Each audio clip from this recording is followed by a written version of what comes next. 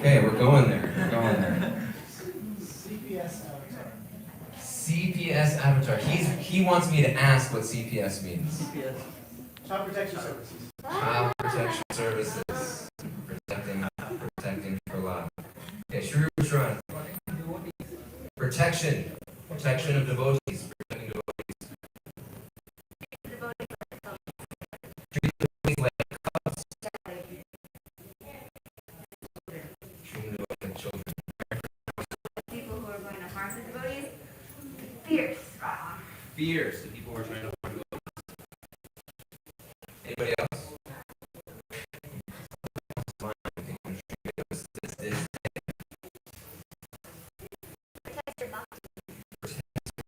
Beautiful, beautiful.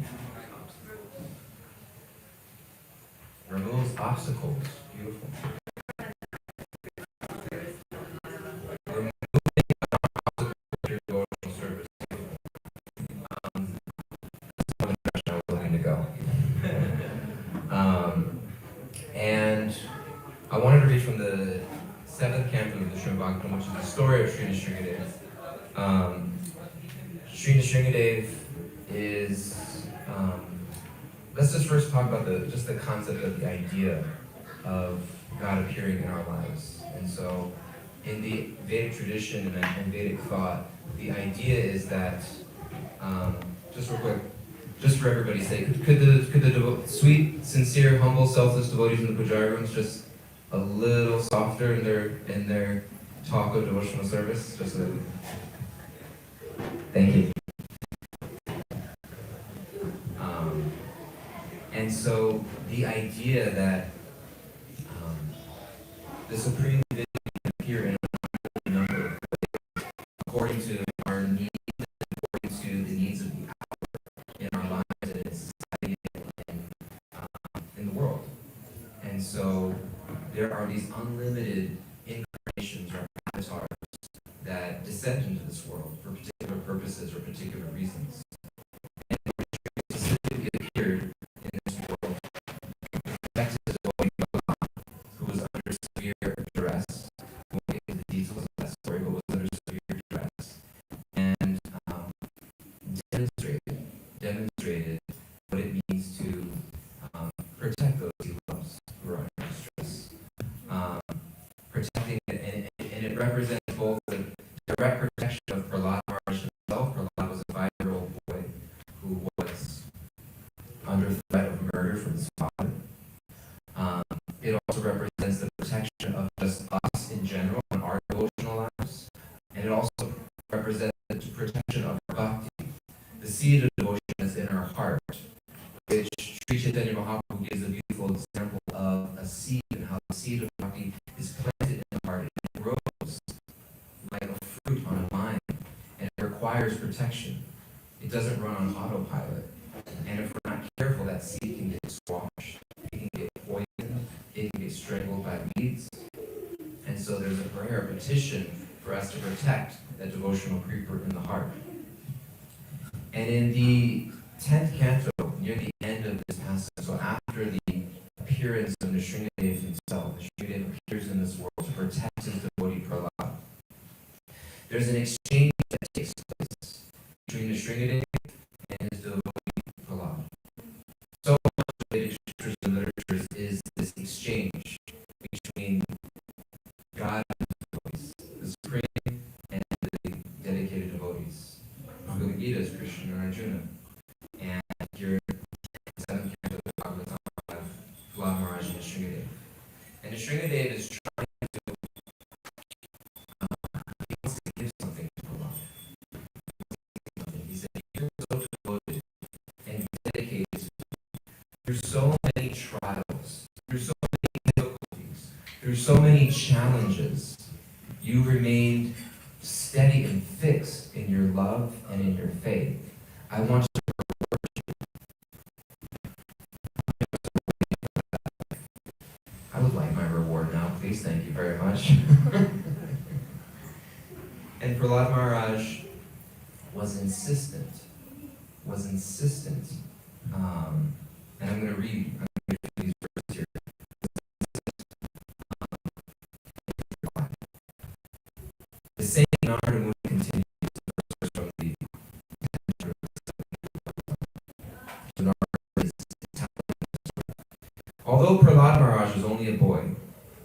When he heard the benedictions offered by Lord Nrisimha, he considered them impediments on the path of the devotional service. Kindly and spoke as follows. Prahlad Maharaj said, "My dear Lord, those of me personality of God. Because I was born in an atheistic family, I am naturally attached to material enjoyment. Therefore, kindly do not tempt me with these illusions. I am very much afraid of material conditions, and I desire to be liberated from materialistic life. It is for this reason that I have taken shelter of your lotus feet." A servant, as the ethical verses, who desires material profit from their master is certainly not a qualified servant or pure devotee. Similarly, a master who bestows benedictions upon his servant because of the desire to maintain a prestigious position as a master is also not a pure master. O my Lord, I am your unmotivated servant, and you are my eternal master. There is no need of our being anything other than master and servant. You are naturally my master, and I am naturally your servant. We have no other relationship. O my Lord, best of the givers of benediction, if you at all want to bestow this desirable benediction upon me, then I pray for your Lordship that from within the core of my heart there be no material desires. And it's this point that I wanted to impress upon, just briefly, for us to receive, hold on to, and take away. That so often the frustrations, disappointments, confusions, misunderstandings that we experience in life, whether it be in our material affairs, in our relationships, in our careers, in our families, whether it be in our spiritual pursuits, come from a lack of awareness of what it is we're actually trying to achieve. What is it that I really want out of this? And if you say I don't want anything, you're lying. Because it's not possible for the soul to not desire. We will always desire. Even if you want to be free from desires, that's desire. Prahlad Maharaj was not free from desire. He was free from material desire. But he did have the desire to serve. He did have the desire to experience Lord mercy. He did have the desire to please the beloved deity of his heart. So because we are eternally individual people, from the very first verse of the Bhagavad Gita, never was there a time that did not exist, nor you all these kings of the time. When the future shall any cease to be, we are described as Sat Chit Ananda. We're not just eternal Sat. We're also we're conscious, we're Chit. And we're not just conscious, but we are filled with bliss. We have joy. The nature of the soul is Sat Chit Ananda, which means that there is animation to our existence. And so desire is always there in some way, shape, or form. It's what propels action, what propels us to do anything. It's why we're even here in this temple. Why are you here? You're because for something you want to experience a positive, uplifting spiritual experience. You want to meet with a friend. You want to offer some service. You heard there's going to be dinner. And sometimes when we enter into a relationship or enter into a career or we're not always clear what it is that we are hoping to get out of it. And then we end up being frustrated because we didn't get what we want, but then we start blaming the circumstance. Some of us, we want something. I want to be successful in my career. No, we don't. You want to have a sense of accomplishment. I want a sense of value. I want a sense of having to be seen a certain way by my friends or my family. I want the freedom that money will provide me for doing certain things. I want to have a partner. I want to get married. No, you don't. You want connection. You want intimacy. You want companionship. And sometimes we mix those things up with the substance and the form and the substance. We end up with a quote-unquote thing that we thought we wanted to get, but not actually having what it is that we really wanted internally. And so we're moving through life thinking I want all of these things without really understanding what it is underneath that I'm searching for. What is it that what is my genuine need? What is my true want? And we carry that consciousness as well into our spiritual lives. And then we end up in these places, I did so much service, and what did I get out of it at the end of it? We get in these places sometimes where we do so much service, we give so much, and we feel advantage of, or we feel like I wasn't seen the way that I thought I should, or wasn't reciprocated with, or nobody even noticed. And it's not necessarily that that's a negative thing, but it's important to be aware of what you think we're owed. What do I think I'm owed at the end of the day? And the feelings sometimes that come up in life, whether it's a lack of fulfillment, a lack of inspiration, bitterness, comes from the sense of I haven't been given what I've been owed. And we haven't done the time, we haven't given ourselves the time and space to think about what it is that I think I'm owed. And instead, what do we do instead of just admitting that to ourselves? What do? We just blame and criticize everybody else. They're this, they're that, they're this. Can't believe they're so inconsiderate. Can't believe they did this or whatever. You know? Without realizing like, oh, I wanted something. I need something. And the example of Prahlad Maharaj is so clear and instructive. He was so clear from the get-go. He was so clear. There's no appendix to the Bhagavatam that talks about the bitterness of Prahlad, the resentment of Prahlad, that he didn't get what he was looking for. He actually got exactly what he was looking for. He said, all I want is for you to accept my service. All I want is to be close to you. And so, sometimes we get quote-unquote what we think we wanted, but it's not actually what we wanted.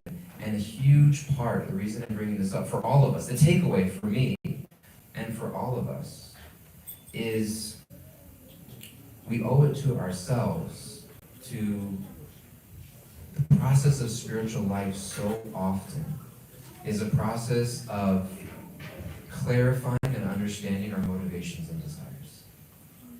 And spiritual life itself, the process of Nam Kirtan, the process of Seva, the process of Sadhu Sangha, is that purification, the churning of the heart, the purifying of our desires. And Trinidad is that embodiment of divinity, the avatar of Krishna, that is specifically curated, formed, appears to help us in that particular process. But it begins with honesty.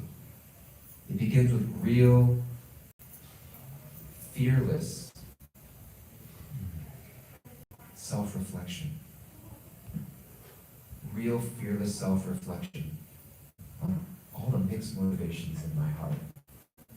You know, of what I'm wanting, what I think I need.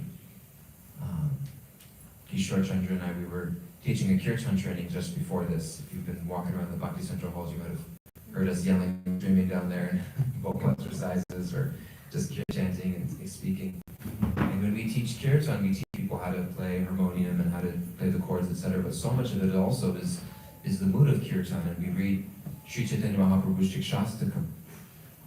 In the fourth verse of Shikshastakam, Nandanam Nandanam Nasundari Vajag Kavitam Vajagadisha Kamani Mama Jamani Jamanishware Vavatad Bhakti Ahimti. This idea of Chaitanya Mahaprabhu expressing, I don't want anything. I don't want wealth. I don't want adoration or followers. I don't want prestige. I just want your causes devotional service, birth after birth. How many people are there? Not me. But if we pretend that we're there when we're not setting ourselves up for success. And sometimes in devotional life, when we hear the examples of devotees like Prahlad Maharaj, there's almost a feeling, a need to pretend we're somewhere that we're not. And spiritual community is supposed to be a place where we are allowed to be where we're at on our spiritual journey, to wrestle with the needs and desires we have in our material life, to not be shunned, to not be discarded, to not be shamed, to not feel overly guilty, to be accepted and to be encouraged, to be moving on that path. And so, Nrisimha also doesn't have to be, for the devotees, actually, it's not a fearful form. Because it's not this I'm out to get you form. I'm here to catch you. We use this word sometimes in devotional circles, purify my desires. And it's just like, I'm getting purified right now, Prabhu. So it's really going through some purification. You know, kind of relish when we're going through purification, it's like, oh, someone else is going through some purification. It's like, ooh, they're going through their purification. But it can also be a compassionate process. And so, for today, we just have a little bit of time. I'm going to open it up just for the last few minutes. It's almost 6:30. For any reflections or questions. When I meditate on this day, this form of Nrisimha, the Lord of Prahlad, and the example of Prahlad, who, when offered anything from the Supreme Person, revealed his heart that I don't want anything. And this is not a business transaction. I'm coming to you, and there's nothing I need in return other than just your love and to accept my service. And to set that gold standard in our life and actually recognize that along the path I owe it to myself to get really honest about my mixed motivations and desires. Not so I can feel bad about myself and I'm impure, but so that I'm at least not confused. And Srila Prabhupada gave the beautiful instruction to chant and be happy. And sometimes we think of that as one instruction. Chant, Hare Krishna, and therefore be happy. And sometimes you can see it as two separate instructions. Chant, and also figure out a way to be happy. Because if you're not happy, you're not going to keep on chanting. So we have to find a way to, again, be honest enough with ourselves to know what we need, to know what our actual desires are, find a way to be satisfied enough in our spiritual lives, encourage and support each other along the way, creating an atmosphere of safety and openness and vulnerability and respect, that we can know where we're at, and together open our hearts and just be like, this is where I am, my Lord. This is what I got. And I'm going to keep coming at you. I'm going to keep stumbling and fumbling and bumbling and choking and just rolling my way across the finish line. I'm just going to keep, every time I fall, I'm just going to get up and just open myself back up. And the beautiful Lord is going to be waiting right there. It's so beautiful that when Prahlad Maharaj was the only one who could pacify Nrisimha when he was so angry after his battle with Hiranyakashipu. And so it's not that Nrisimha is just all fierceness. It's a lot of softness. But he's soft in the face of the meekness and humility of Prahlad. And so whatever we got going on inside, it's okay. Just humbly and meekly offer that up on the altar of your heart for the Lord to deal with. And he's happy to deal with it because he wants the best for you. He really, really wants that. So we can take that example of Prahlad. We can take that inspiration from each other. We can pray to Lord Nrisimha on this day that he give us the strength for honesty and self-reflection, that he work with us on our path towards purifying our desires and refining our motivations for our own benefit, so that we can get to a place where we don't need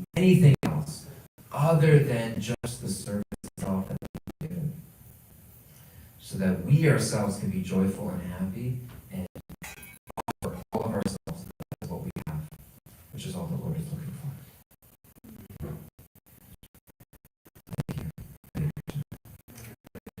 Is there any question or reflection? We have a few minutes left. Maybe a reflection if somebody just wants to share something, reflect back, realization, or if anybody has a question. We take that also. Yeah, so no. I was just thinking about how Prahlad Maharaj, as the most devoted and humble, loving devotee, came from an ill-intentioned father. So it doesn't matter, where you came from. Or, like, sometimes we hear, like, oh, I wish I was born into this, or I wish this, but it really doesn't matter. Like, pure devotion and humility and love can grow anywhere. And so that's my reflection. Thank you. I'll just repeat it out loud for everyone to hear. She mentioned that Prahlad Maharaj was born from a very ill-intentioned father. I like that. I've never heard it described that way, but it's perfect. Doesn't matter where we come from, our background, our history. Like the lotus.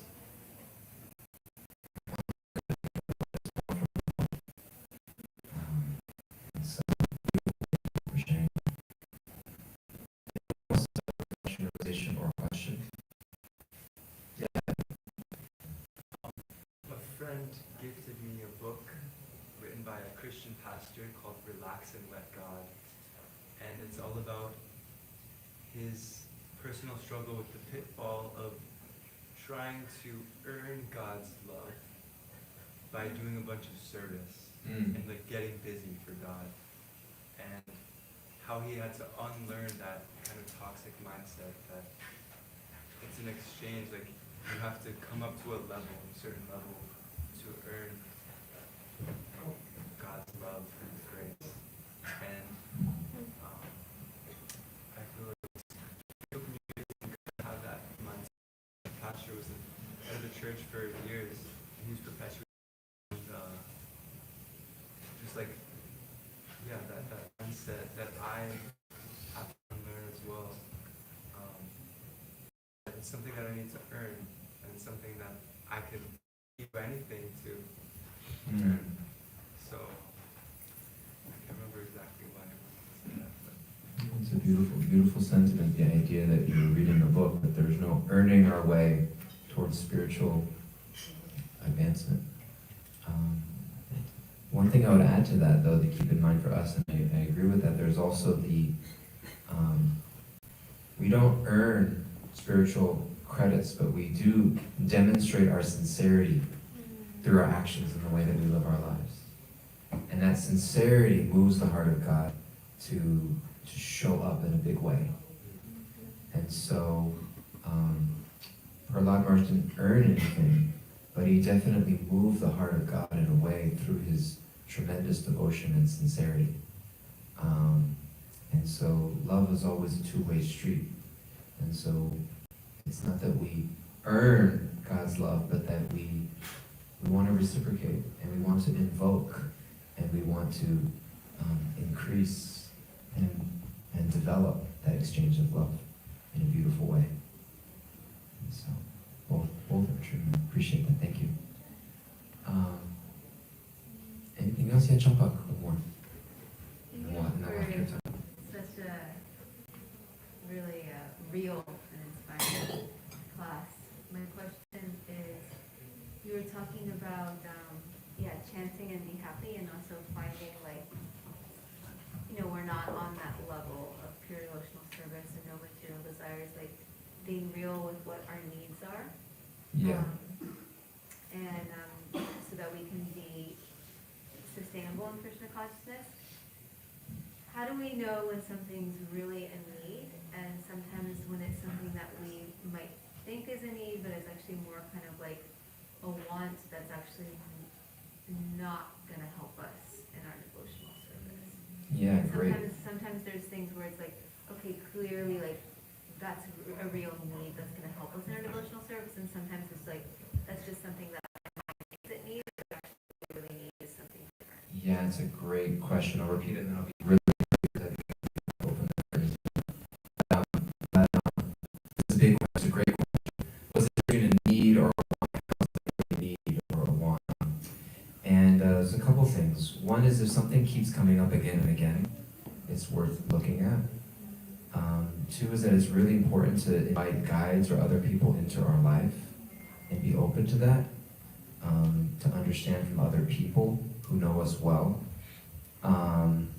And also, there's never necessarily a super fine line that's going to fall into, because everything in one sense is a want. We don't need any of it.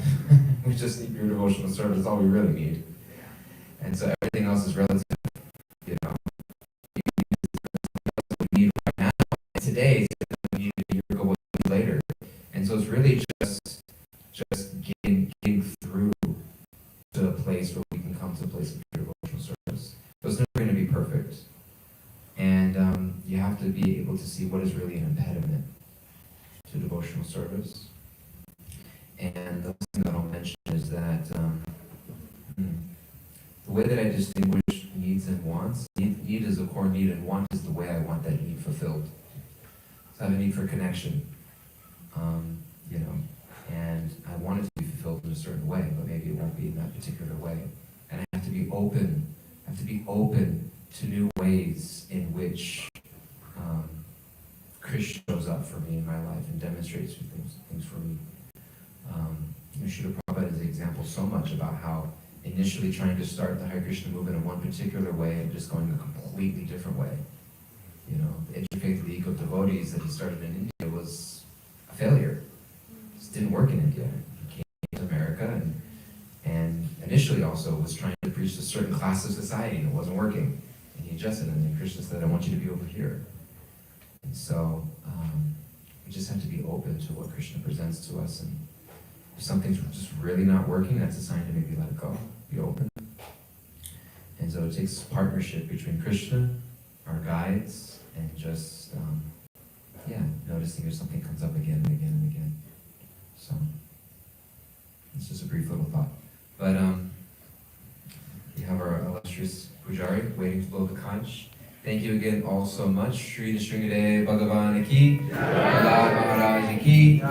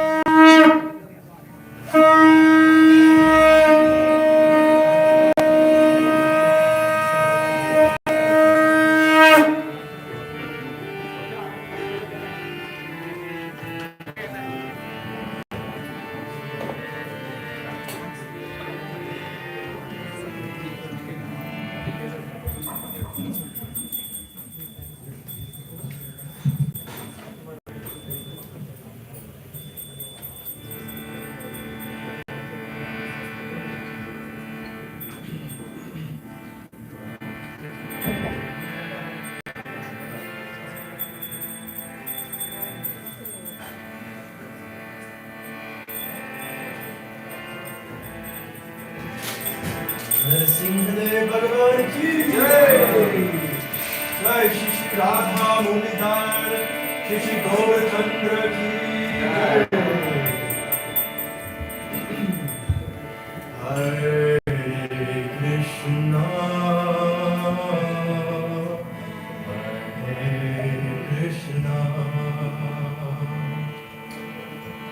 Krishna Krishna, Krishna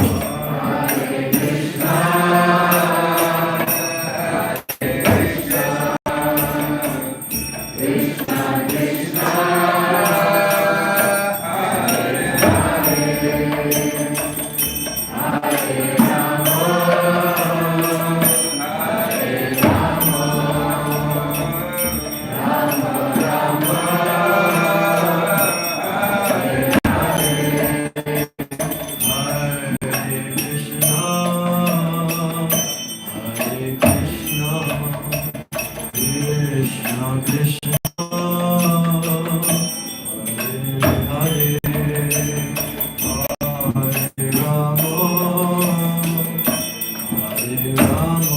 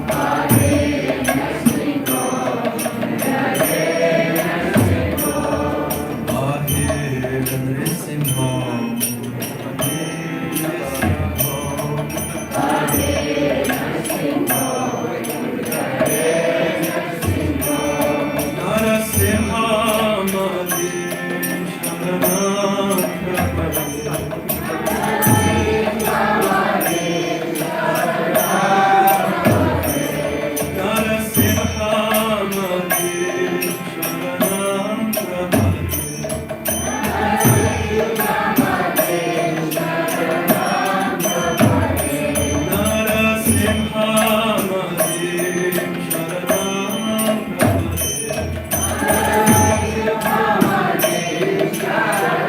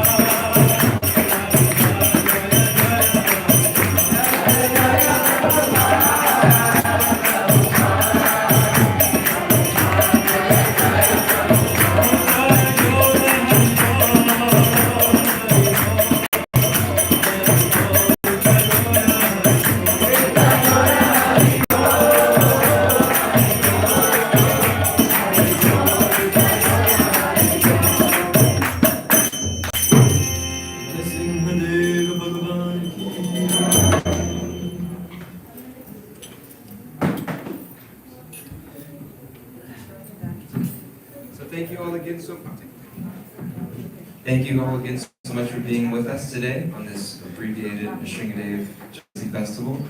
The pujaris have agreed they're going to keep the curtains open for the altar for another 5 minutes or so. So at 7:10, they will close the curtains to start to perform the evening services. So if anyone would like to come and take a closer look for darshan, please feel free to make your way to have a closer look if you'd like to take a look at the altar. Please, I believe we have prasad on the way out. Is there confirmation for that from anybody?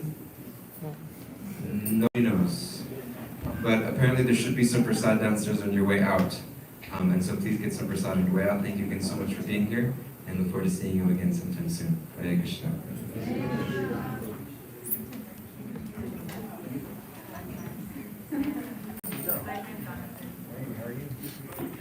The prasad is on the